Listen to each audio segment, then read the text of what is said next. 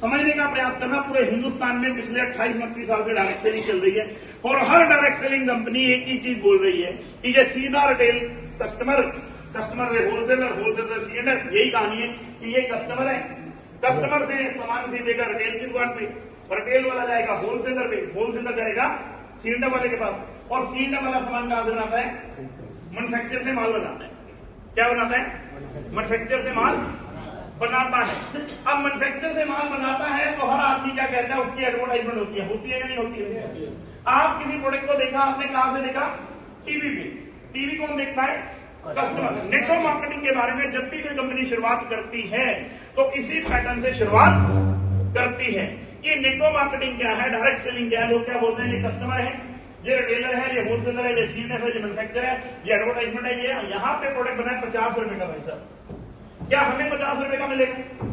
क्या हमें 50 रुपए का मिलेगा? मिलेगा 50 रुपए का? मिलेगा 50 रुपए का?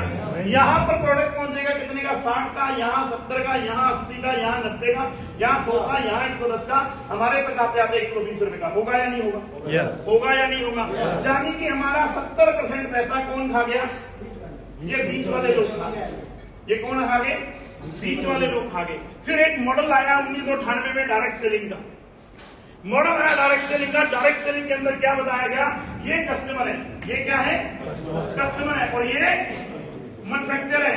भी नेटवर्क मार्केटिंग क्या है? यहां से माल बनेगा, सीधा कस्टमर के पास पहुंचेगा, बीच का 70% पैसा यहां पे चला जाएगा। और आज 28 साल हो गए डायरेक्ट सेलिंग को इंडिया में काम करते हुए।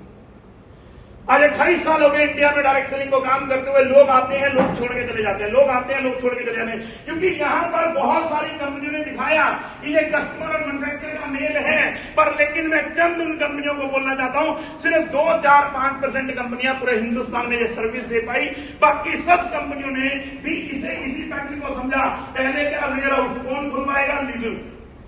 वेयर हाउस कौन खुलवाएगा? लीडर। फिर कौन खुलवाएगा? सीएनएफ कौन खुलवाएगा? लीडर। फिर छोटी छोटी फ्रेंचाइजियां कौन खुलवाएगा? लीडर। और फिर कस्टमर को जाके सामान मिलेगा। यानी कि पूरे हिंदुस्तान में डायरेक्ट सेलिंग को भी लोगों ने इसी पैटर्न में किया। होलसेलर, सीएनएफ, मैन्युफैक्चर, कस्टमर, यही है या नहीं है? और बीच में जो एडवर्टाइजमेंट वाले थे सिर्फ वो हमारे पास थे, सिर्फ उनका जो प्रॉफिट आता था वही हमारे पास आता था। और हिंदुस्तान की मैं डंके की चोट पर बोल रहा हूं, डायरेक्ट सेलिंग के इतिहास में सिर्फ 5-4% कंपनियां हैं जो सर्विस दे पाई हैं।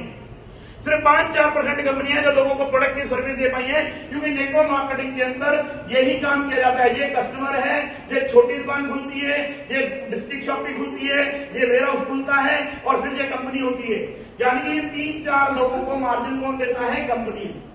जबकि डायरेक्ट सेलिंग हमें क्या समझाती थी? ये कस्टमर है और ये मैन्युफैक्चर है कि सीधा माल आना चाहिए। पर लेकिन डायरेक्ट सेलिंग में पिछले 28 साल से बहुत सारी कंपनियों ने यहां पर रिटेल के नाम पर पैसा उठाया, शॉपिंग के नाम पर पैसा उठाया, वेयर हाउस के नाम पर पैसा उठाया, बड़े बड़े डिस्ट्रिक्ट शॉपिंग के नाम पर पैसा उठाया और यहां पर मार्जिन दिया। यानी कि जो हमारे को दिखाया गया था कि ये सारी इनकम हमें आएगी, ये इनकम इन्हीं शॉपिंग वालों की थी।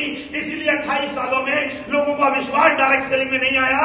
नीडफिल इंडिया एक ऐसी कंपनी है जो हिंदुस्तान में यहाँ पे कस्टमर है, यहाँ पे मैन्युफैक्चर है, सारा मार्जिन डायरेक्ट कस्टमर को दे रही है।